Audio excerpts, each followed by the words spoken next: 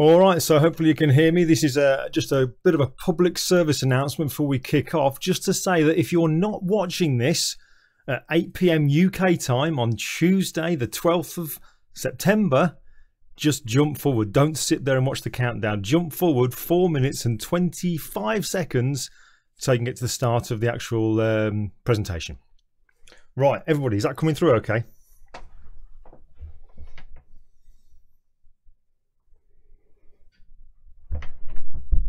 Cool. Cheers, Brian. There's no no kind of reverb or anything like there was last time.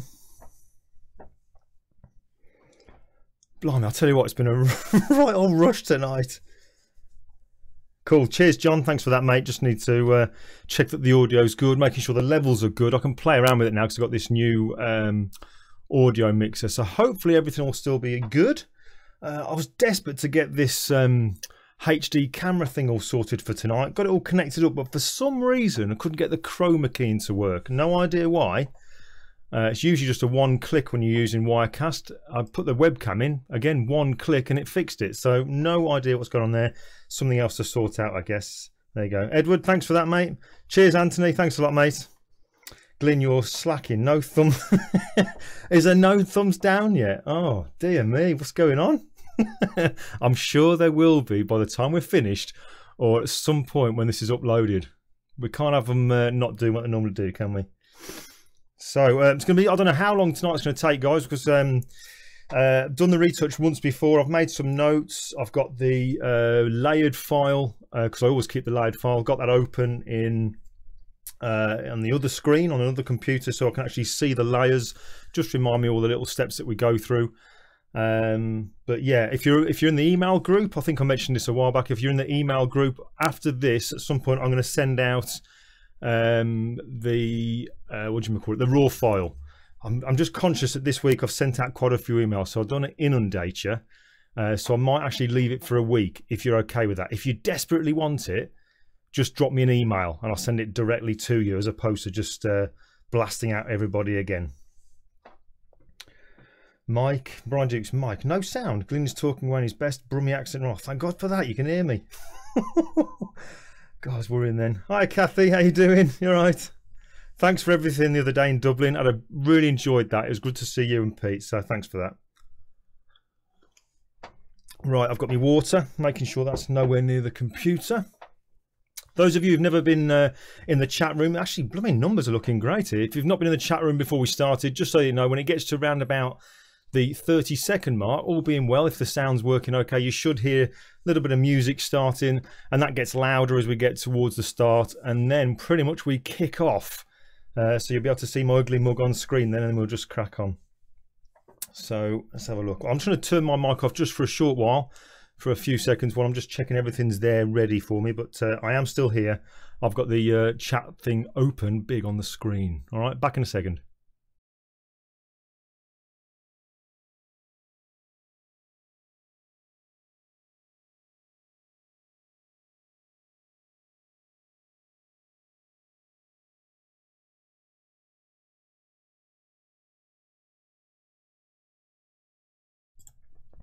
Ian from Glasgow, I've got your email. I will get back to you. Just been a little bit busy getting this set up, mate, but I will get back to you.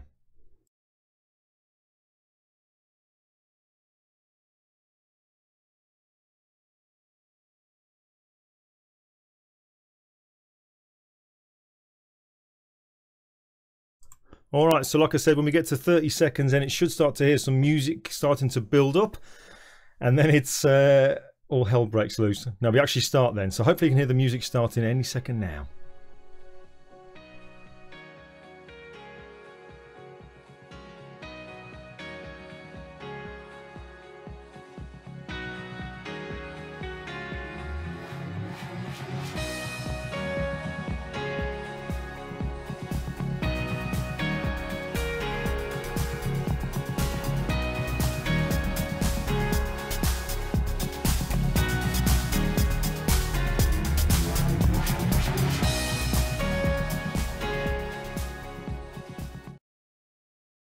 Hi folks, Glyn here, just to remind you that if you haven't already, make sure you click on the subscribe button on my YouTube channel and also click the bell icon and tick in the notifications checkbox so that you'll never miss any of the live broadcasts. That's just a great and free way of showing you like the channel. Also, over on my website at 𝐿𝐼𝐻𝑒𝑤𝑠.com, click on the newsletter menu item to join my email group and download your free ebook called How to Develop Your Style. Fill in your email address, first name and family name, and then click on the subscribe button.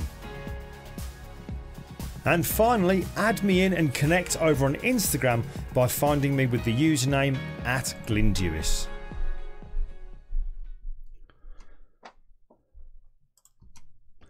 Alright, hopefully you can still hear me. I can see myself on the screen, so hopefully it's coming out alright. Got big hands coming here, Kenny Everett hands.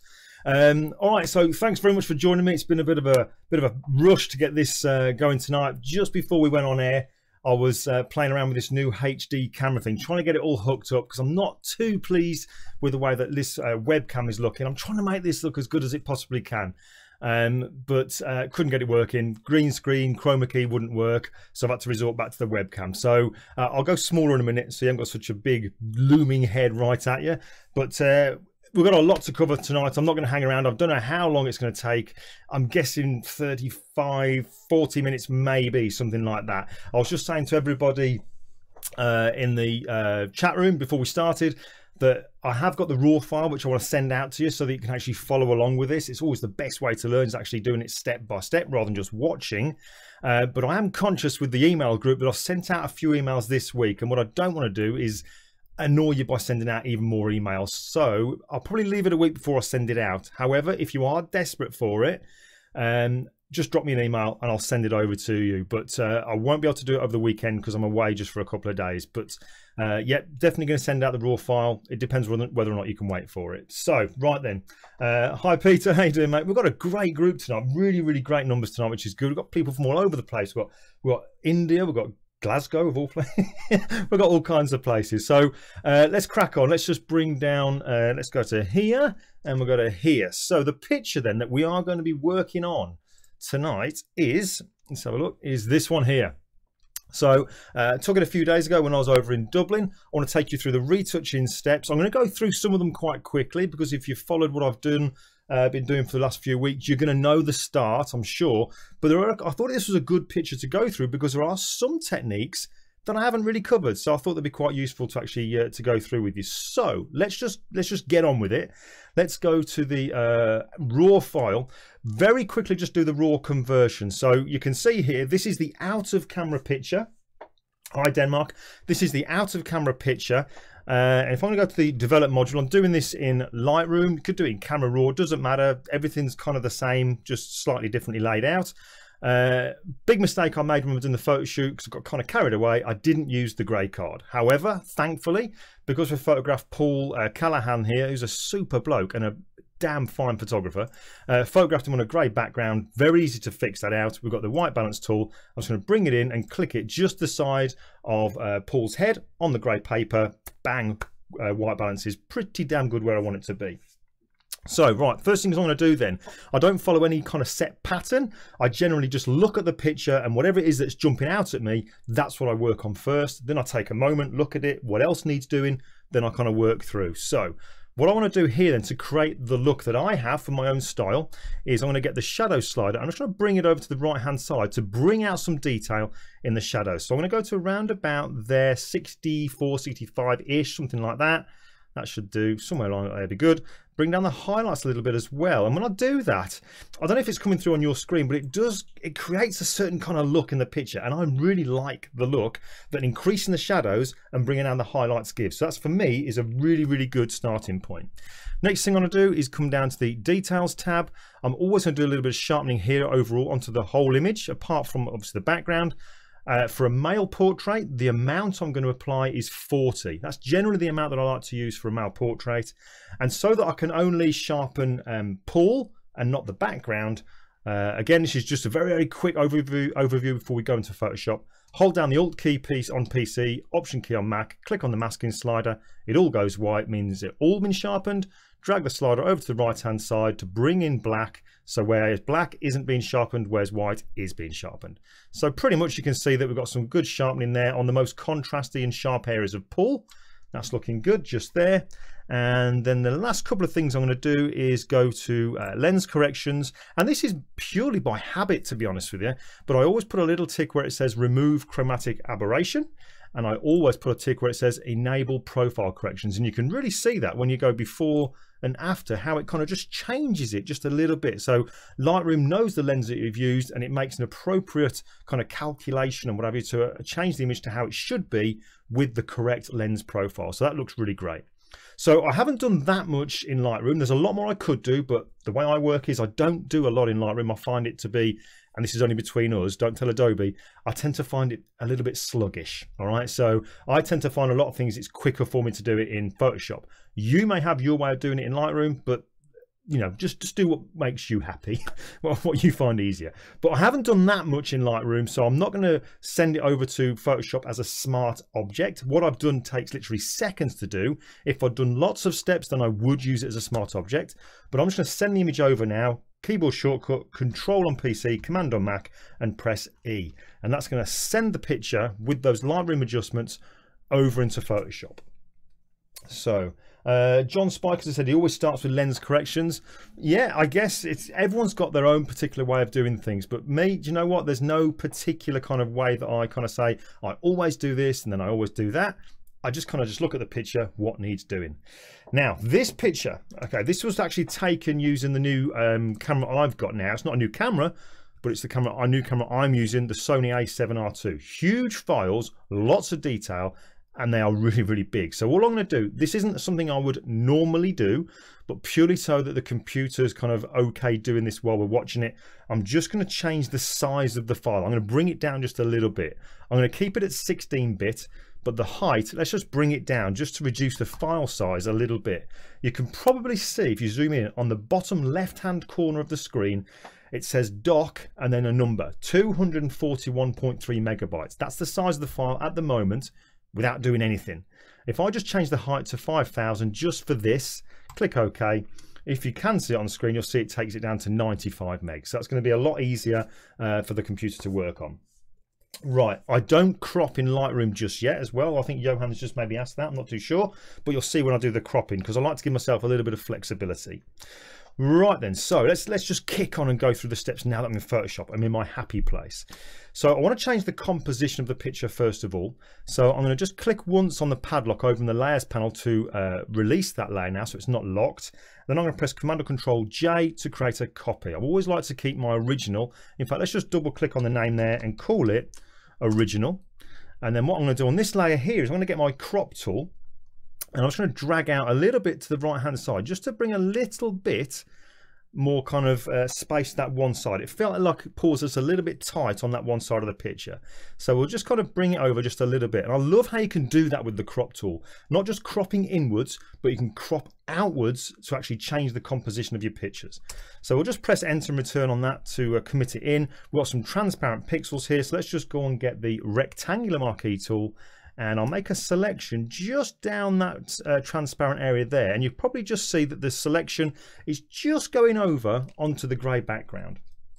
So what I'll do now then, keyboard, go the long way around, we'll go edit and we'll choose fill, and here we'll choose content aware. Now when you're doing this, if you find that for some reason Photoshop is dragging in parts of the picture to fill in that transparent area that you don't want it to, let's say it dragged in a bit of Paul's arm and his hand, there is a technique I've got on my video on my YouTube channel showing how you can stop it from doing that. So I will put a link in the description. If you find that happening, put a link in the description to a video that will show you how to stop it. But that's worked pretty damn good for me just there. Right, let me just zoom over to Photoshop just over here. So, right, now then, now that we've done that, let's start to do some body shaping. Now, Paul Callahan's given me permission to do whatever I want with this one. He's quite happy with that, so that's cleared up. But let's just show you how we can do a little bit of body shaping. So what I'm going to do now then, I'm going to use Liquify. Liquify a short while back became possible to use as a smart filter, so that if you do too much, you can always dive back in later, which is great. But we'll just click on here, convert for smart filters. If you don't know about those, I'll very quickly explain that as we're going through this in a moment. But we've got the little icon in the bottom right hand corner now of the thumbnail. So now we're going to go filter and we're going to choose Liquify. So I'll bring up Liquify, and all I want to do is work on this particular area here of Paul's six pack. All right. So by default, you get this forward warp tool is selected when you come into Liquify. But I want to use a different tool. You have to be careful how you pronounce it. It's called the Pucker, P-U-C-K-E-R, the Pucker tool. Brilliant tool. Before I use it though, I need to protect certain areas of Paul's body that I don't want to be affected by that particular tool. And we can do that by using this tool here called the Freeze Mask tool. And when we use this, we just paint over areas of the picture that we don't want to be affected. And you can visibly see by this red overlay the areas that won't be affected when you use this particular tool. You can use it just like you use a brush, left and right bracket keys to make it bigger or smaller. So let's just come in and just protect this area just here. So the only area that I want to work on really is just this kind of six-pack area just here. So now that we've got a nice area around that part of Paul's body protected, we can now come in with the Pucker tool. So let's just grab the Pucker tool just here over the left-hand side. The options, or the settings rather, that are actually set in there, I tend to leave just as they are. They work pretty good for me, so I don't very rarely, if ever, affect those. So now then, I've got the Pucker tool. I'm going to bring it in. I can again use the right and left bracket keys to make it bigger or smaller. But I want to start off with it quite big, and I want to do is just put it over the middle of Paul's stomach area here, and with my pen tablet or with my my mouse, I'm just going to click, press, and hold down.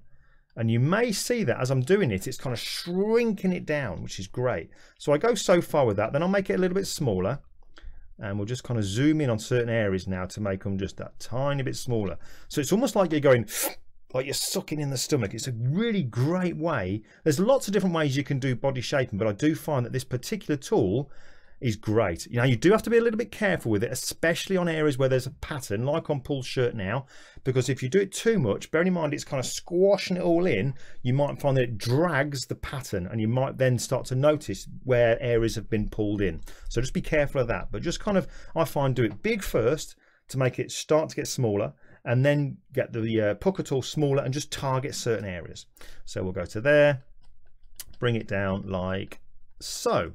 So that'll start for now. So let's just go now over to the Thaw mask tool here, the Freeze Mask tool rather, and we can actually come in now and let's just get rid of that.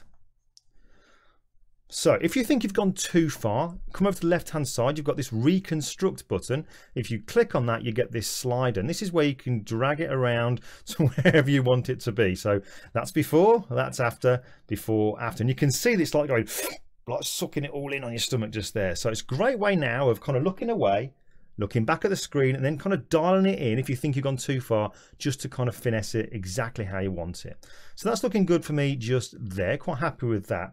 Now I just want to zoom in just a little bit. So I'm going to use the magnify tool, click and drag a little area there to bring it in nice and tight. And I want to close this kind of area here on the shirt. So again, I'm going to get my Freeze Mask tool. Let's bring it down fairly small. And I think what we'll do here is I'm going to protect that one area that's going nice and straight. And that's looking pretty good there. So now that I've protected that, I'm going to get the forward warp tool, and then I'm going to come in and I'm going to just drag that over. Just very carefully, just drag that over so that it joins up with that one area going down straight. So that's going to kind of help to minimize the look of the shirt as Paul's sitting down. And this area here is gathering. Now, I'm not making excuses here, but during the photo shoot, I asked Paul to sit on my suitcase. So it's kind of an awkward thing to sit on. So I don't care who you are. If you go to the gym 7 days a week and spend 2 hours in there, if you're sitting down with your knees up, this area here is going to gather up. And that's what's happening to Paul. All right. So let's just remove that there. So you can see now we've kind of closed it in. So that's looking pretty good.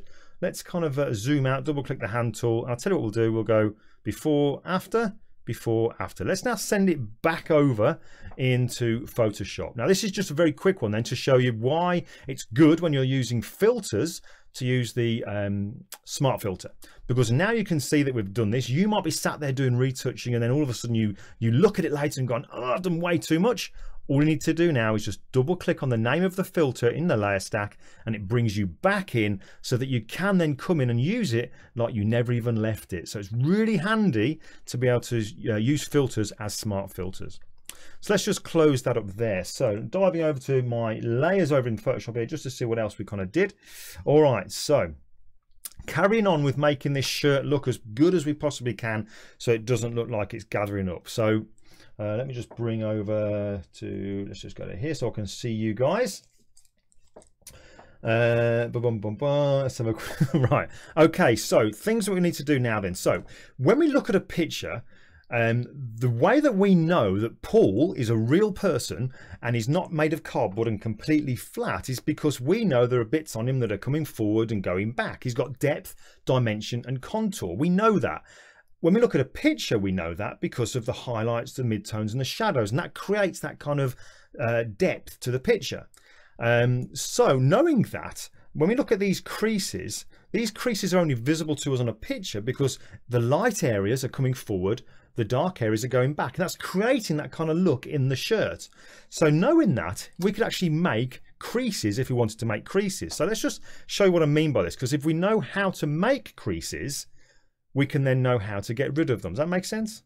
Let me just show you. Let's just add a new blank layer and I'm going to fill that with 50% grey. So we'll go to there, click OK, and I'm going to use the blend mode of soft light. Usually when I'm doing dodging and burning, it's only on skin. So the way to remember which blend mode to use, just think of soft skin. So you go for soft light. So that gets rid of the grey, but it keeps the pixels on that layer that you can then use. So now what I'm going to do is I'm going to use the dodge tool over here, leave the settings at the top on the options here, exposure 10%, leave protect tones, because if you ever see something called protect or advanced in Photoshop, tick it, you get your money's worth. But let me show you now how we can create this illusion of having creases in shirts. So I'm going to just quickly paint down here, add a highlight just there. So you just about see a highlight coming down, and then either side of that highlight, just like the creases on the shirt that are already there, if I now add some burning either side of it, so we go to here and a bit of highlight in there, going fairly quickly, but you can see now if I just sort of do that, we zoom out, might just lower the opacity on that just a touch, but you can see how we can actually fake the look of creases. I've gone very quickly, but can you see what I mean there about it's purely just highlights and shadows that give the illusion of something having that kind of shape in the shirt. So now that we know that, let's just fill that with grey again just to get rid of it. All I did on Paul's shirt here, just to minimize the shape of those creases, was to come in and where we see these highlighted areas was to darken them down, and that will make them appear to go back into the picture. So with my dodge tool, all I'm going to do is hold down the Alt or Option key, and that will flip me over to the burn tool. It saves me having to keep going to the toolbar and changing the tool I'm using. So I'm going to now do some burning on these areas that are actually kind of sticking out from the shirt. And I'm going to go through this really quickly, so I don't want to keep you there while I'm just doing lots and lots of dodging and burning. So all I'm doing now then is just burning over areas where there are light parts of the creases, making them look as if they're actually coming forward from the screen. Now on the other side of that, where we have the shadow areas, or the bits, the midtones and shadow areas creating that crease as well, all I'm going to do with that is, quite obviously, is brighten them up. And that way it's going to kind of even out the creases. You're not going to get rid of them completely doing it this particular way. You would have to then look at maybe doing cloning and all that kind of stuff, but if anything, it's just going to reduce it. Okay, it's going to actually reduce the look of these creases so that the shirt doesn't look quite so tight on the subject's body. All right, so let's just quickly do this. Let's darken this down here, darken down that area just there, and I'm going to darken that area there. So let's have a quick look before and after. Start to see those creases are getting reduced. Hopefully you can see that. And then all I'll do as well is I might just actually just make this brush or this burn tool nice and big, hold down the Alt key, and I'm just going to do some burning just over that part of the actual stomach there. So you can see now just by bringing that kind of focus off that part of the shirt, it doesn't appear to be sticking out quite so much. Let's just go from there to there, and I might make the chest look like it's, you know, a bit of power in there. So let's just brighten this up. We know when we look at pictures that the light areas come forward, the dark areas go back. So let's just do a little bit of dodging on the chest area just here to really make that chest look like it's kind of standing out just a little bit more than what it is anyway. So I'll go for that. All right, in fact, what I'm going to do as well, I'm going to dive back into Liquify. Again, shows the how good it is being able to do that smart filtering thing. Let's just zoom in this area just here. I want to just play around with that. So I'm going to get my Thaw Mask tool. Let's just protect the arm just a little bit here. Protect that. Then I'm going to get my forward warp tool, make it nice and big. And I'm going to just push that in just a touch like so. Whoops, just a little bit there, like that, and then click OK. So let's have a look before and after on the dodging and burning. Let's just go from so before, after, before, after. You can really see now, hopefully, that's really kind of crushed it down. Okay, I'm going to do a video. There's 4 ways that I do body shaping. There's some really cool, quick ways of doing it. I'm going to do that on a little video as well. But how are we getting on just in the chat room? Let's have a quick look. Bum, bum, bum, bum. Okay, cool. There's lots of John Spikers is asking if there's different ways of doing dodging and burning. Yeah, just like in Photoshop, there's tons of ways of doing the same thing, but I prefer to do the dodging and burning this particular way. And John, what I'll do is I'll leave a link to a video again in the description part showing you why I love to do it on a grey layer. Right, so that's that. Let's just quickly come over to the layers panel just here now, show you what else I want to do. Right, okay, so another thing I want to do just here as well, actually. Apologies for zooming in on this area here, but I was drawn to this red part on Paul's jeans. So what I'm going to do, I'm going to get my brush and I'm going to press Q to go into quick mask mode, and I'm just going to paint. In fact, I won't be able to see much if actually I can see it just there. There we go. So let's just paint over that just there, just so I'm over that red. Now, if you couldn't see, when I'm trying to select that area of red just where the zip line is on his jeans here. If you can't see, if you're trying to paint over something red with a red overlay, just double click on the quick mask and it changes to this little dialog box here, and you can click and change it to whatever color you want. All right, so that's just a little thing you can do there. So that's that. So let's just press Q. That's what we've got just there. I'm going to come out of the quick mask. Let's just do, oops, I'm actually not, I'm going to go onto a blank layer. Don't remember me doing that.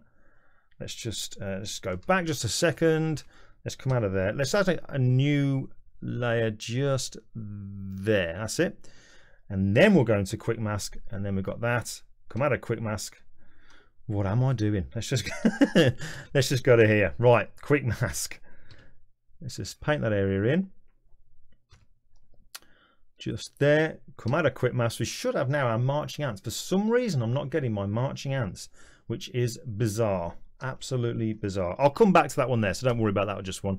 That was just like one of these little extra little things that was kind of bugging me with the jeans, but we'll come back to that one just in a second. So right then, let's just zoom out. Let's have a look at this and other little things I want to do now. Let's just zoom in on Paul's face, and what I want to do now is just a little bit of cleaning up on him. So what I'm going to do is I'm going to add a blank layer, and I'm going to use my spot healing brush just here. Now when you're using it, because I'm using a blank layer, let's just call this one clean up. When you're doing it, bearing in mind now there is nothing in that layer, so all you need to do, because this is great for keeping the file size low, but because I'm using a blank layer here, when you're using the spot healing brush, make sure at the top of the toolbar here, or the options bar rather, make sure it's got a little tick where it says sample all layers. So then what you're going to force Photoshop to do is to look down through the layer stack to find pixels that it can then use to do the thing that you want to do with that particular tool. So I'm going to use the spot healing brush, and all I'll do, actually what I did on the actual picture of Paul here, was just get rid of some of these little stray hairs that my eyes were really kind of drawn to. So let's just get rid of these very quickly. A bit of tidying up, just some of the loose hairs around here. Got a bit of dry skin on the nose, can get rid of that. Get rid of that just there, little spots on there. There's a little bit of hair just here from where he's maybe just missed a bit when he was shaving, and the spot healing brush is brilliant just for doing that kind of cleaning up just there as well. A little bit of a blemish just there, like so. So you can spend your time going around the picture now, just kind of cleaning up certain areas that you want to clean up. Anywhere else that we want to work on? Actually, yes, what I'm going to do now then, this is a good one. Actually, I'm going to show you this one here. Let's just add another blank layer. And I'm going to call this one Bright Skin. So now what I'm going to do is I'm going to go and choose my healing brush tool. Now you'll notice when we're using the healing brush, or when I use the healing brush for this, at the top here where you've got the options, you can choose whatever kind of settings you want to use. But one of the ones when you're trying to get rid of bright parts on skin is where you got the mode. Change the mode to darken. And I'll show you why in a second. But what I want to do is just get rid of this really bright kind of line going down Paul's nose at the moment. So what I'll do now is we'll come in and we'll just reduce the size of it. And I'm going to just literally now just sample an area of skin on Paul's face that hasn't got too much specular highlights. It's just kind of nice brightness on his skin. And this area of his cheek over here is perfect. So I'm going to hold down the Alt key on PC, Option key on Mac, click to sample that part of the skin. Then I'm going to come over to this bright part on his nose. And then what I'm going to do is I'm just going to literally just press down to apply the healing brush on that part of the skin, just like so. Now what that's actually doing, while I'm using the darken blend mode, this is what it's for. When I sample the area of skin on Paul's cheek and then paint over the bright part of his nose, because I've used the darken blend mode, it is only going to darken areas of the skin on Paul's nose that are brighter than the area of the skin that I sampled. If I just left it at normal, it would kind of cover over anywhere on the nose. If my brush went over to a part of his nose, it was fine. It would still kind of cover it over. I only wanted to work on the bright part of the nose, and it'll do that if I use the darken blend mode. So when we've done that, all I'm going to do then is just maybe lower the opacity of that particular layer down to around about, I won't take it off completely because if you remove that highlight too much, it doesn't look real. So we'll take it down to maybe around about 25, 26, maybe something like that, in the 20s. So we go before, after, before and after. So it does kind of reduce it to a nice kind of subtle amount just there, which I'm kind of liking. All right, so then we've done that. Let's just put these two into a group so we can keep the skin into nicely organized. So we'll go new group from, let's just go those two highlighted. I'm going to go new group from layers. There we go, new group from layers, and we'll call that skin, like so. Right then, now we're going to do the eyes. So again, I'm going to choose my, I'm going to choose a brush. Let's just actually come down to this layer here. I'm going to get a brush, boom, boom, boom, boom, and just create a merge layer actually at the top of the layer stack. Get my brush. Press Q to come to the quick mask mode. We know we're in quick mask now because this layer has got that kind of red highlight. So then all I need to do is just come in. I won't have a brush that's completely soft. Give it just a little bit of hardness. And then I'm going to come in and I'm just going to paint around the eye here just to select the color part of the eye, just like this. And I always leave just a little bit on the outside because it gives a bit of an outline to the eye, which is great. And we'll just come into this one here as well, like so, just to paint it, leave the corner here just there. Press Q to come out of quick mask. We get the actual marching ants now. We didn't get it before. We've got the marching ants now, and then I'm going to come over and drag or choose the selective color adjustment layer, change it from reds to neutrals. And then what I'm going to do now is I'm going to brighten the eyes, colour them and give a bit of contrast. So the way we brighten them, again, I've done this before quite a few times now, but it's just a refresher. I'm going to use a blend mode. So we go from normal to linear dodge. When we click on that, bang, the eyes go really bright, way too bright. In fact, you could make it look a bit like the old, the Incredible Hulk here. Look, let's go for the Hulk. Anyone remember the Hulk? Go to the Hulk just there, but you can see now it really brightens the eyes way too much. But because it's an adjustment layer, we have opacity, so we can bring the opacity down, which is great. So I'll do that, just bring it down to maybe, let's go for around about the 30-ish mark, something like that. Doesn't need to be much brightness, just a little bit to give it a bit of punch. You could then play around with these sliders to change the color, but Paul's got a great blue eye, so we'll leave it at that. But while we're in here, let's just go to blacks now, and we can use the black slider at the bottom to give it contrast. If we go to the left, we've got less contrast. If we go to the right, you've got much more contrast. So it's amazing what you can do with just one adjustment layer. I think is great. We can brighten, we can brighten it, we can color it, and we can add contrast. Really great, and it's also keeping the file size down, which is a added bonus. So that's the eyes have been brightened just there. Might just double click on the hand tool to come out just a little bit to see, because then if you take the picture back to the kind of size that you'll view it at, you can then really tell if you've got the kind of opacity, the strength of that brightness perfect. Because sometimes if you have it really close to your face and you're trying to look at it and brighten them up, you can't really tell how that's going to look when you look at the picture normally. It might be way too much. But we see before and after, that's pretty good. Quite happy with that. All right, let's zoom in. And I'm going to add another layer here, call this one Sharpen. And we'll get the Sharpen tool over in the toolbar. Great tool for doing the sharpening. Zoom in just a little bit more, and all I'm going to do, I'm going to leave the strength at 30 in the options. Again, because we're using that blank layer, make sure in the options at the top of the screen, it says sample all layers, so that we can force Photoshop to look through the layer stack so it can find some pixels that it can sharpen. And that sharpening, it will put onto this particular layer. So now let's just press down with the Sharpen tool. While I'm keeping it pressed down, I'll circle around 1, 2, 3, 4, 5 times. So I didn't lift off at all. I circled down around 5 times. Now, whatever you do on one eye, make sure you do on the other eye. So again, press down and we'll circle around 1, 2, 3, 4, 5. So now hopefully if I just zoom in, actually probably able to see it better. If we go before, after, before, after. Absolutely brilliant. It's my #1 favorite way of doing sharpening. I absolutely love it.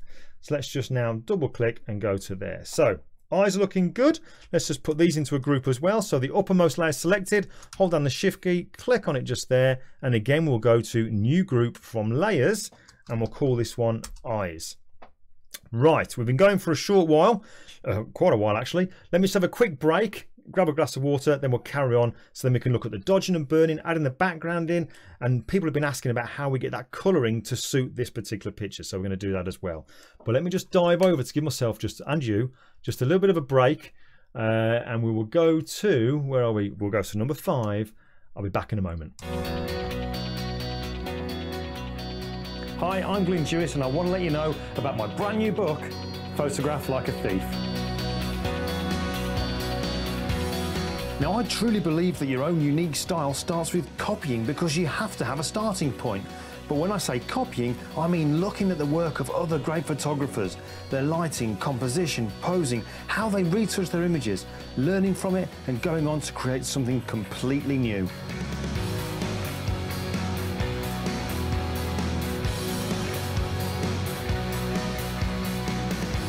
Now, I've packed a lot into this book. There's a whole chapter dedicated to reverse engineering, equipment, my favourite retouching techniques, and 10 chapters taking you from coming up with an idea, the lighting, the setup, the photo shoot, and the complete retouching steps from start to finish.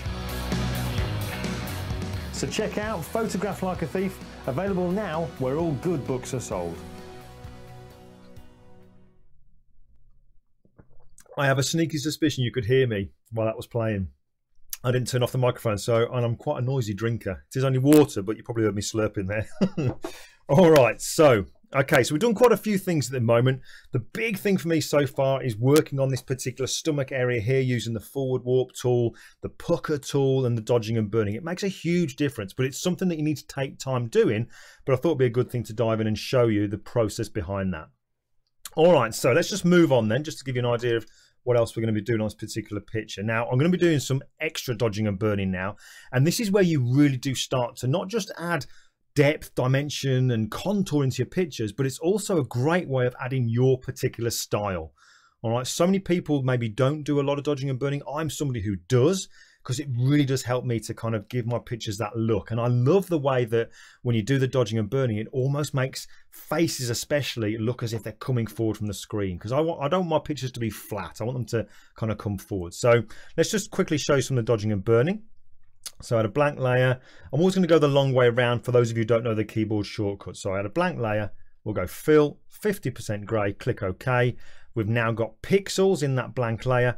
And again, like I said earlier on, when we're working on skin, think of soft skin. So the blend mode is soft light. That means now that the grey has gone, revealing pool underneath, but there are pixels in there now that we can brighten and darken, which is basically what you're doing when you're doing dodging and burning. Let's just rename that layer actually to D and B, dodging and burning.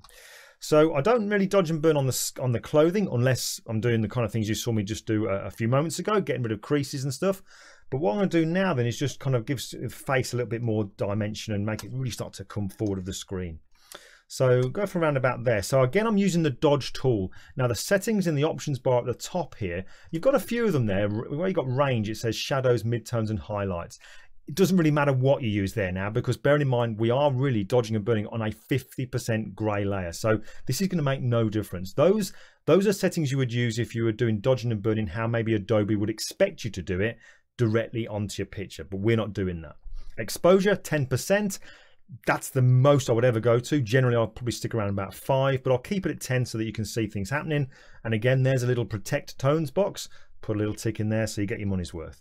So let's just go through some dodging and burning. I'm just going to put a highlight. I'm using the dodge tool now, and you won't see this happening while I'm actually doing it probably, because it's one of those things that really creeps up on you. And again, I've covered this quite a lot, but it is a huge part of what I actually do with my retouching. So all I'm doing now, then I'm adding highlight to areas where there's already bright parts to really exaggerate them.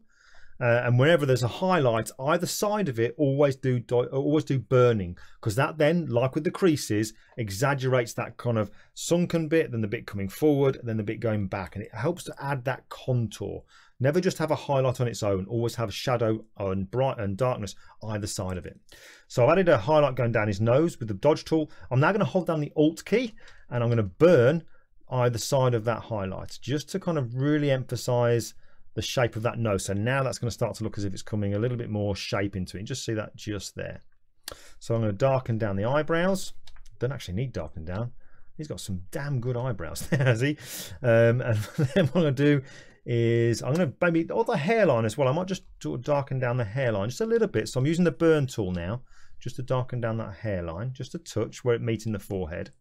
Now over here you can see we've got the lighting. By the way, the lighting side of it, there is a blog post on my website, 𝐂𝐦𝐬𝐧.com, where I've gone completely behind the scenes on this, showing how that light is done. So definitely make sure you check out the link in the description to that blog post, because then this look will make complete sense to you.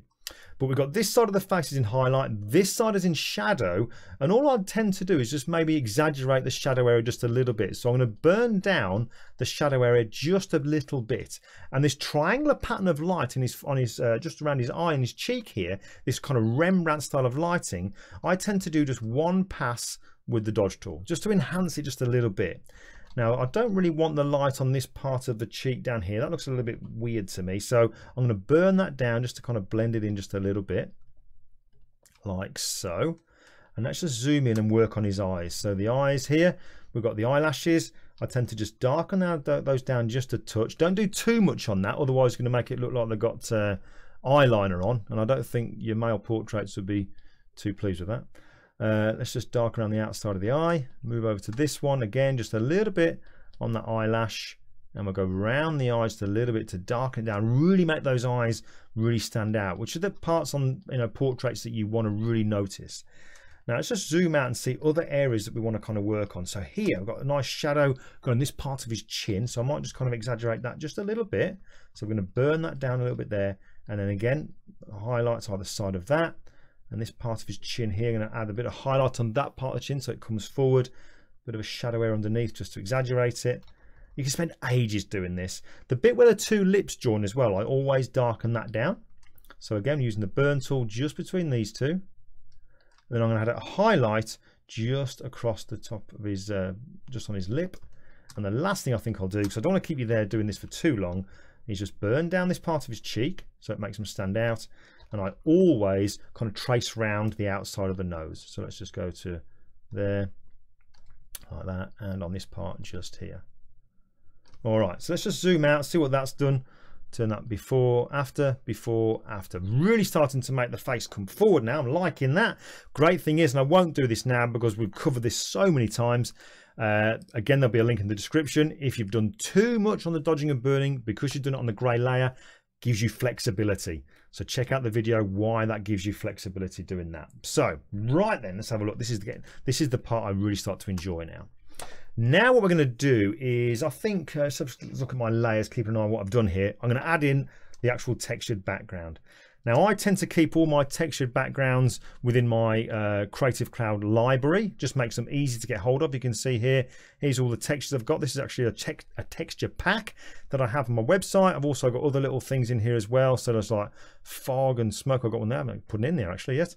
Logos. I keep everything in here that I can just quickly get hold of no matter what computer I'm on. If I sign into the Creative Cloud, they're all going to be there for me rather than me worrying about making sure I bring a hard drive with them all on. So what I'll do now, then I'm going to drag out, we'll use this particular one here, this GD1.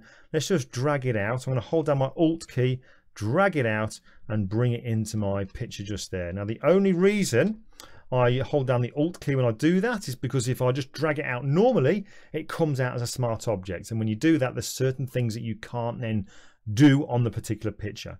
Whenever you add textures, you might find there's color in there. And when you add them in a picture like the way we're going to do now is you want to desaturate them. Otherwise it looks a little bit weird.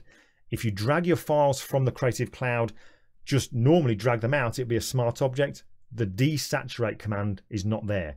So I just always kind of drag them out just by holding down the Alt key. So let's just stretch it out so it fills the particular layer just there. So we've got our picture below, here's Paul below, got our texture just above, and all I'm going to do now then to add this texture to give the kind of look of a fake, bespoke kind of canvas kind of background, the kind of ones that you get from Oliphant and Gravity backdrops and unique backdrops. There's loads of companies doing them now. Just go to the blend modes over here, go from normal and choose overlay, and you can see how it adds it onto it. You could choose other blend modes. Overlay is quite contrasty, but let's have a look at soft light. Just a little bit less contrast. Hard light is really kind of really punchy. So it all depends on what the look is that you're looking to get with this picture. I tend to stick pretty much with overlay. I find that's quite good. So now that we've added that in, let's just add a layer mask because the texture is all over Paul. We don't want that. So a white layer mask means we can see the whole effect. Let's just get a brush. We've got a black foreground color, and I'll make sure the brush is not completely soft, but fairly soft. I'll zoom in now. Let's just zoom in, and all I'm going to do is just very quickly paint it off Paul. Let's just go to here. Now I'm not fussed too much if I spill over the edges because I can always kind of lower the opacity on this texture to help that kind of blend in. I'll show you what I mean in a second. But let me just get rid of it just on Paul's clothing. Come down to here, like so, and there we go. Now if you can't see or notice where you've painted, if you just press the / key, you'll then be able to see what you've actually done there. You see where you've painted with this red overlay. So we can come in, paint over areas that we've missed, just like so. All right, so that's looking good. Might just lower the opacity on that texture, maybe down to around about 70%, something like that. Doesn't need to be a lot. So before, after, there you go, liking that. Now one little thing as well, this was photographed at f4, so the depth of field on this picture is where Paul's face and his kind of front of his body here is nice and in focus, but as it goes beyond him, you can start to see the focus dropping off. So when you do this technique to add a texture into the grey background, it's always worth bearing in mind what you don't want is to have a really sharp texture, because if you've got it nice and in focus here, going out of focus here, and then being back in focus, that's obviously not going to work. You're not going to sell the fake. So it's always worth then just clicking on the texture itself, going to the filter menu, choosing blur, Gaussian blur, and you only need a small amount, maybe a 2 pixel radius will be fine, and then click OK. So then now you've kind of faked the look of that depth of field going throughout the whole of the picture. All right, so that's that. All right, so there's not many plugins that I use. In fact, there's only really one that I use religiously. I absolutely love this one. I've mentioned it before, Topaz Clarity. Lots of ways that you can do contrast within Photoshop. This Clarity plugin is different to the plugin, it's different to the Clarity that you get in Camera Raw and Lightroom.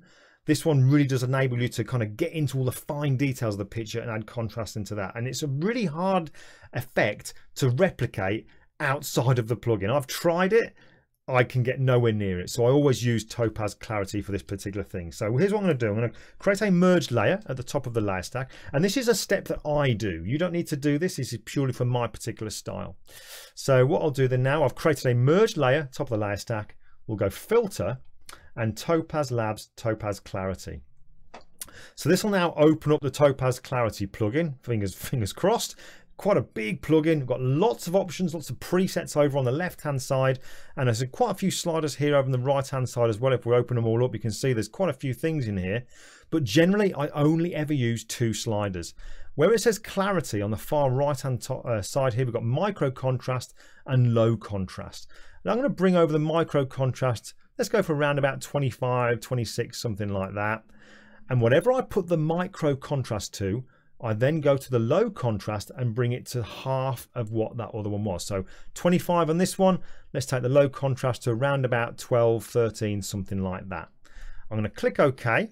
And at the bottom, you'll start to see this little progress bar as it's processing what we've got. And it'll then bring this back out now into Photoshop. And you see now the before and after, before and after. I just love the look that that gives in by really sort of getting down into details. I really do like that. Love it a lot. All right, so let's have a look now then. We're going to go, in fact, that's probably a little bit too strong. That's a great thing about doing it as well with this particular Topaz here. Let's just rename this layer to Topaz. When you come out of the actual plugin, if you think it's too much, just lower the opacity down. So let's take the opacity down to 70%. So now we can see before, and after. Nice and subtle. Now then, let's add a little bit of colouring to this. So we're going to go to the colour lookup tables. And in here, I'm going to choose from the top menu only ever use the top menu. We're going to go to tension green. And with this one, this is pretty much the kind of standard kind of colouring that I have on my pictures.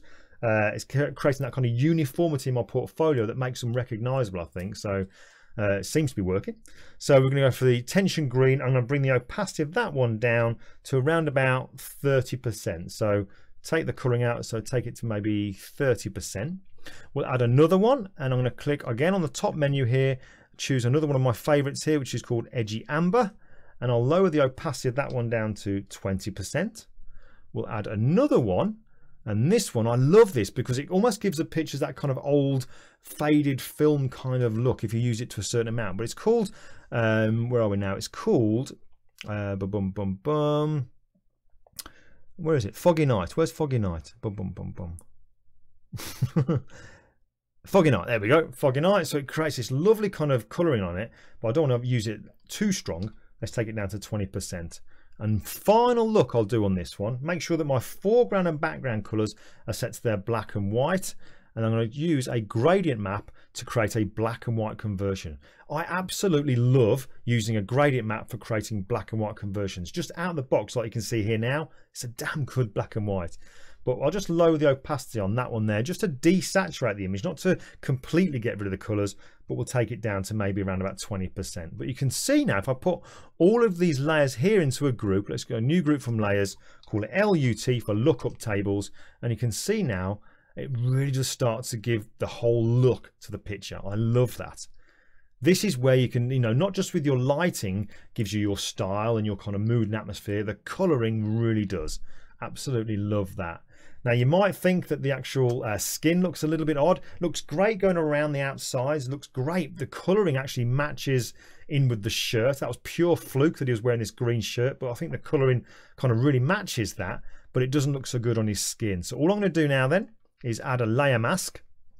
I'm going to get a brush, and let's just say that you want to reduce the look on his face by, I don't know, maybe 50%. So we're going to get a black brush because we can paint it away off his face, but I'm going to lower the opacity of that brush to maybe 50%. All right.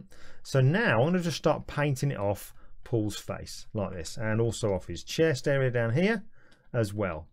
Now the problem with doing it this particular way is this. If I come over now and look at the layer mask, if we just look at the layer mask, can you see how there's all kinds of different shades of black, grey and almost white in there?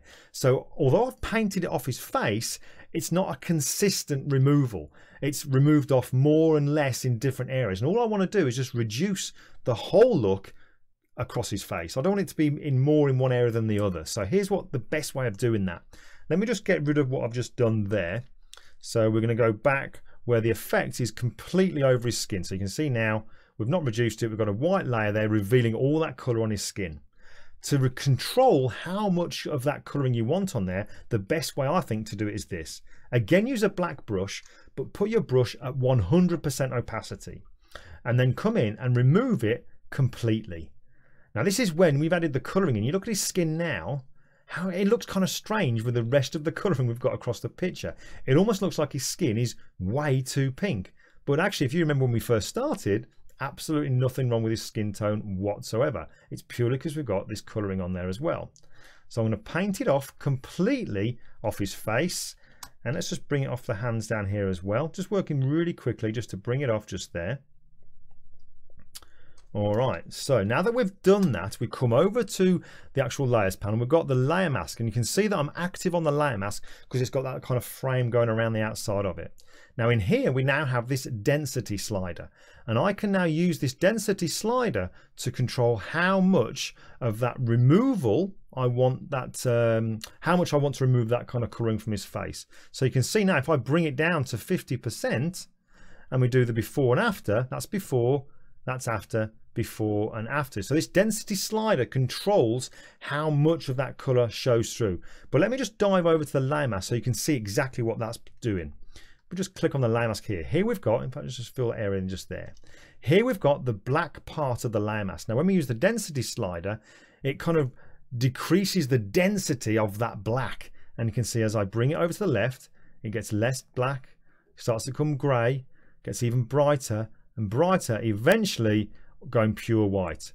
So it's a great way you can control the opacity or the strength of that black so that you get a consistent removal across the whole of the face. And we want to take it down to around about maybe, I don't know, 50%-ish, something like that.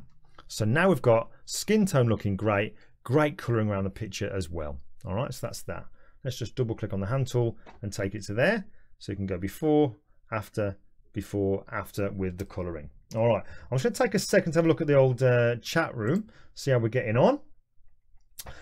Stephen Thomas Jones says, could you just use opacity in the layer? Is there a difference between density and opacity? Hopefully, Stephen, that's kind of answered that question. The density slider, if you remove it completely, just using that density slider gives you so much more control, and it allows it to be consistent where you've removed it as well. So I hope that helps. Let's have a quick look, moving up here. I'll come back to these at the very end. Boom, boom, boom, boom. Is there a way to use overlay mode when you remove texture from a model so you won't spill so much? Not quite sure what you mean, Johan. We'll have a chat in the chat room after we finish it. But I think I know what you mean, but I'm not 100%, so we won't talk about it just yet. All right, so let's have a quick, let's just dive that down there. All right, so what else do I want to do with this particular picture here? Oh yes, right then, let's just create another merged layer at the top of the layer stack.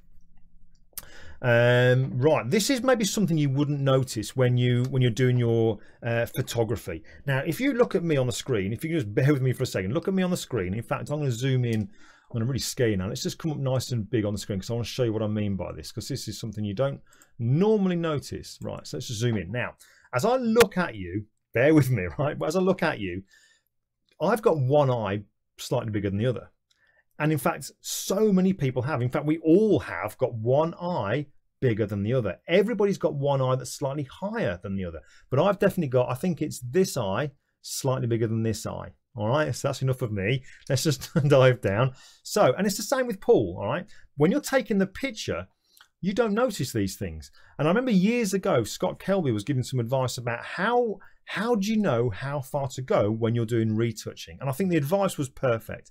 He basically said this: when you're taking a picture and you've got your camera, probably on a tripod, and you've got that person in front of you and you're looking through the viewfinder and you're looking at them, they look great, okay? You take a picture, you then go home, you put your file into your computer, and then when you're not rushed, when everything's nice and slow and calm and you're looking at the pictures on the screen for a long time, it's then that you start to notice imperfections that people have, imperfections that we all have. So Scott's advice was retouch the picture once it's on your computer to how you remember the people looking when you were looking through the viewfinder. Does that make sense? I just thought that was absolutely brilliant advice. So don't start removing permanent marks, but just retouch them to how you remember them looking when you took the picture. I do this all the time when I'm photographing, not so much nowadays, photographing physiques, when you can go and photograph some people who've got huge muscles. When you're taking their picture, they're like, blimey, this person's massive. You get to put them in the computer and they just don't seem to have the impact that they did when you were there in front of them. That's when I'll do just a little bit of body shaping, just to bring them back to how I remember them being. So I kind of hope that makes sense. But it does lead on to what I did next. So here we've got Paul here. I want to just maybe bring down, let's just come over to here. I want to just bring down this eye just here. So we'll go to the filter menu. I could choose smart filters. I won't, just for speed. Let's go to Liquify. And all I'm going to do now then, while we're in Liquify, let's just zoom in just a little bit more to there, let's say, is I'm then going to click on the face tool over here. This was fairly new in Liquify, but it's incredibly handy. You can see these little outlines just coming in here. That basically means now that Liquify, Photoshop, has recognized as a face in this picture. And as I bring my cursor over, can you see how we get these little pointers coming over the eyes as well? So Photoshop now knows there's a head. It knows where the eyes are, the nose is, and the mouth is. So when we come over to the right-hand side, if we go to the face aware Liquify, we can actually come onto this eye here. Now, you've got the eye size. Hopefully you can see this on your screen, eye size. So you can control the size of the left eye and the right eye completely independently of each other. If you wanted to control them both at the same time, then just put a little tick, or sorry, press down rather, on the little chain icon there. So then both those sliders will be joined together. So whatever you move one, it'll move the other. But I only want to click on the right eye. So you can see here, see how that's moving? There we go. So what I'm going to do, I'm kind of looking at the other eye, and I'm just going to bring it down just a little bit. It's such a small adjustment, but for me, I think it needed doing. So let's just bring it down to around about there. So let's have a look at before, after, before, after. So now when I look at it, his eyes seem to be the right kind of size. They seem to be matching in exactly how it was as I remember him when I was taking the picture. So we'll just click OK on that. All right, so that's that one. Let's zoom out. Now, another little thing I want to do is I'm going to dive into Camera Raw, and I love Camera Raw. This is, apart from Topaz, this is my favorite filter, and I'm just so happy that they brought this into Photoshop.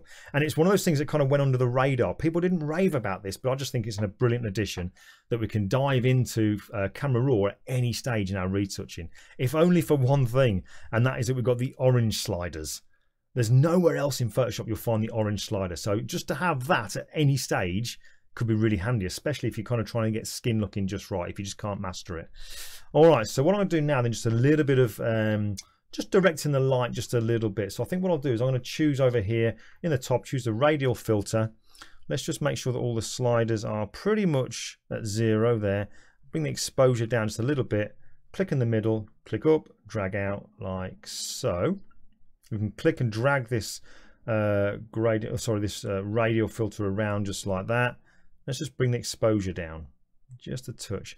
Now, one little thing when you're using this, if you find that when you're bringing the exposure down to kind of give it a bit of a vignette, and you notice that parts of that vignette are creeping in onto the person and you don't want that, just click on brush, make sure it says minus, and then you can come in and you can paint it off areas that you don't want it to encroach on. All right, so I love the fact that we can do that as well. All right, so just bring that exposure down just a little bit there. I might use a gradient and just drag down from the top just to bring that light in just a little bit more like that. Really start to focus where I want people to be looking. So we'll go for that. Bring the exposure down just a little bit more like so. Something like that's looking good. Kind of liking that. And I think what else I shall do is just get the adjustment brush. Let's just make sure these sliders are back to 0. So click on this top menu here on the right hand side, it reset local correction settings, puts all the sliders to 0, and I'll just bring the exposure up just a tiny amount. And all I'm going to do now then is just paint on the face, just a little bit on the face, so that you kind of really focused in on that particular part of the picture.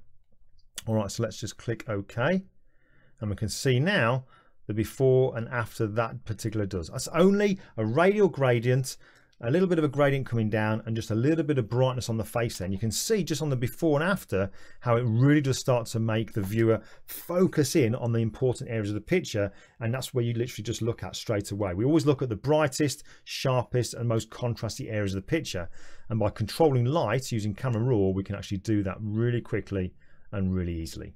So that's that particular thing there. Right, double click on the hand tool, take it to full view. Let's just have a quick look at before and after just for a second. Hold down the Alt key, click on original. So we've gone from before, after, after. Now, this is quite a long kind of live stream here. Wouldn't normally do them this long, but when you're doing these kind of steps here, I honestly think that once you've done this a few times, there's no reason why you couldn't do this retouching in about 15 minutes. The longest thing you'll do is your dodging and burning. That's the only thing that'll take a bit of time.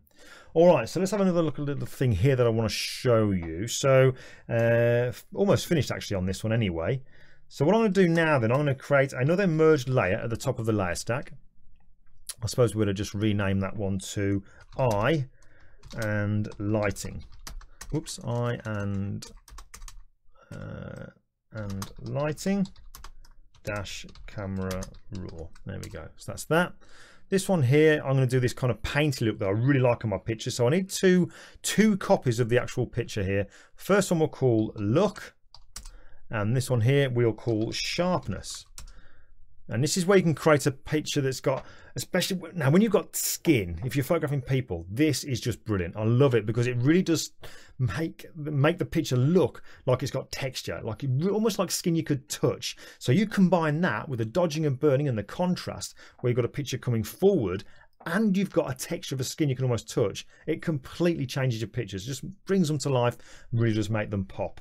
So what I'll do now then, you don't need to use any extra brought plugins. It's all within Photoshop. We go filter, we're going to go to noise and reduce noise. Now in here, all I'm going to do, let's just click on the face so we can see it. All these sliders here, take the strength if you want to all over to 10. Let's go for maximum, let's go for 10.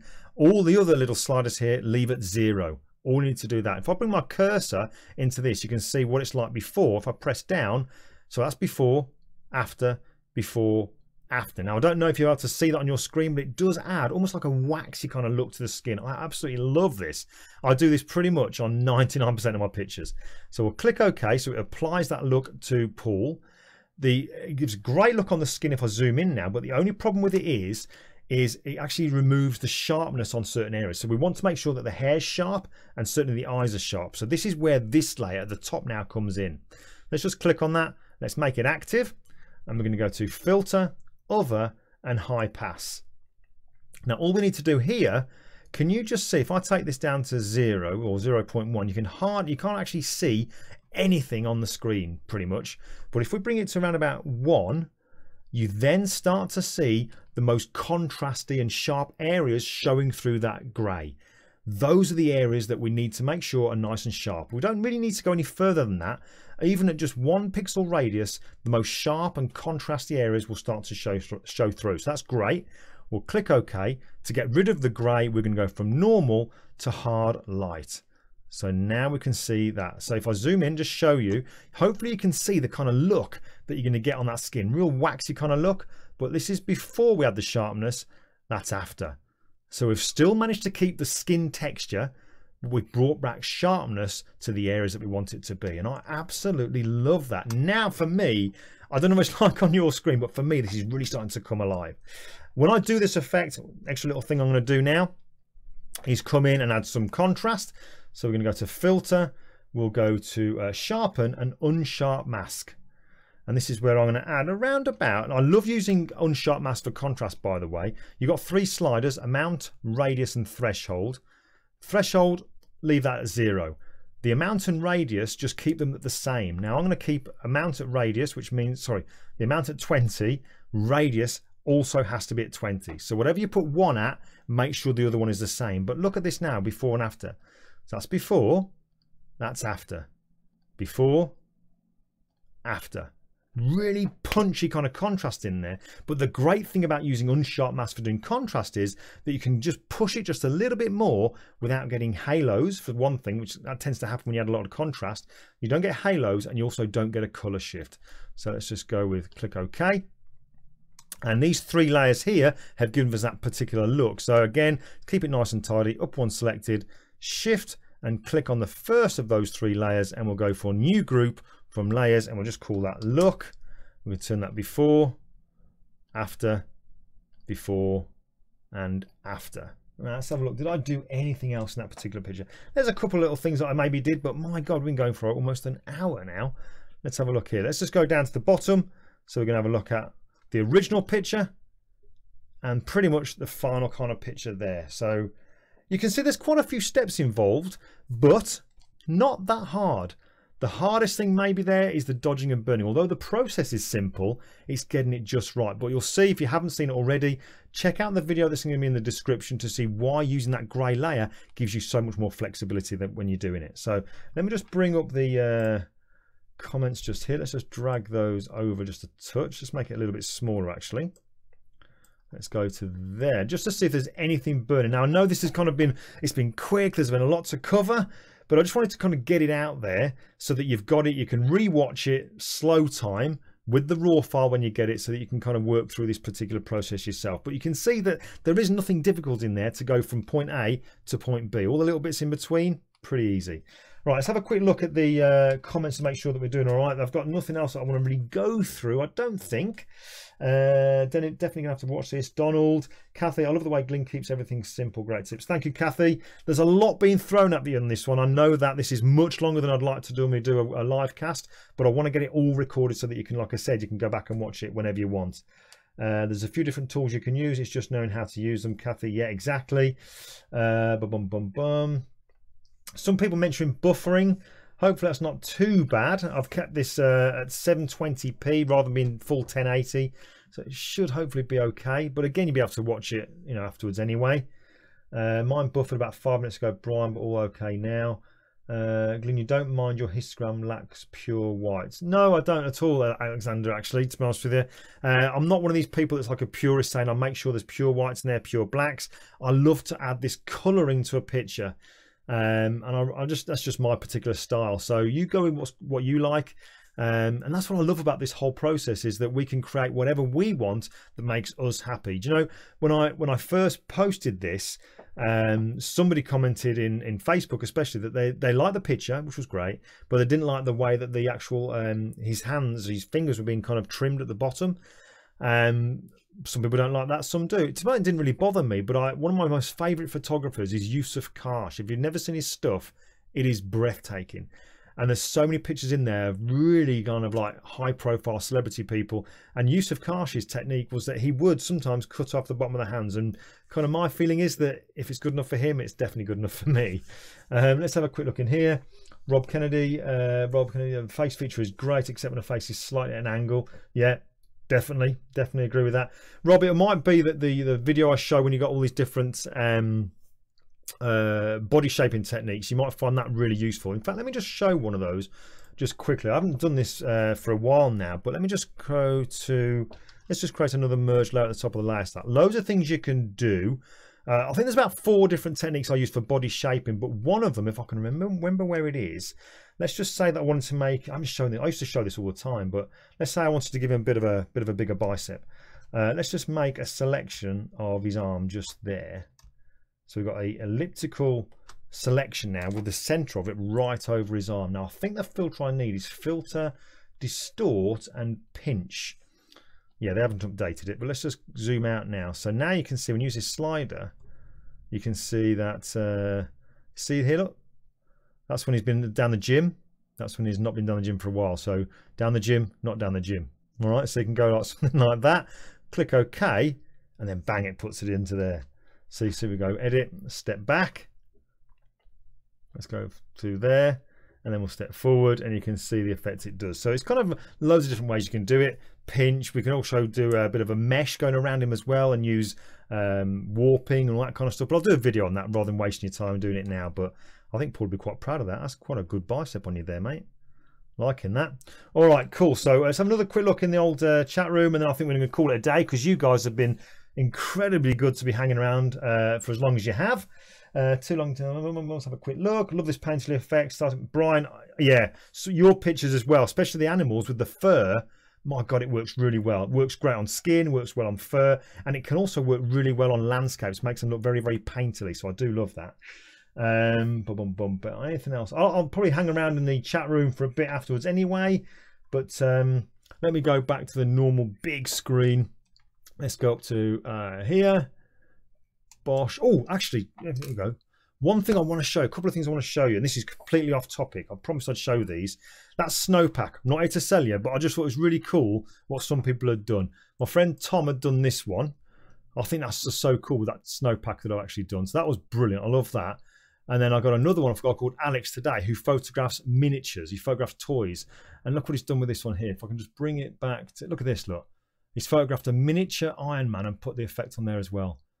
That'd be so cool. Love it. Really love that. Very, very cool stuff. Just great to see people experimenting and playing around with it. So that's all, folks. Thank you very much for hanging around. I will be in the chat room. The video will be uploaded. I'm going to put a little replay icon over the thumbnail now so people know again that it's not live when they're sitting there another time watching it. But thanks a lot. Any questions, drop them in the comments section.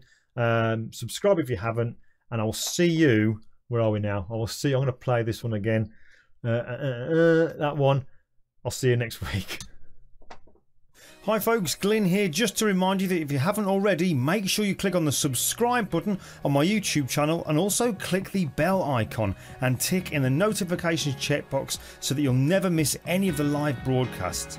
That's just a great and free way of showing you like the channel.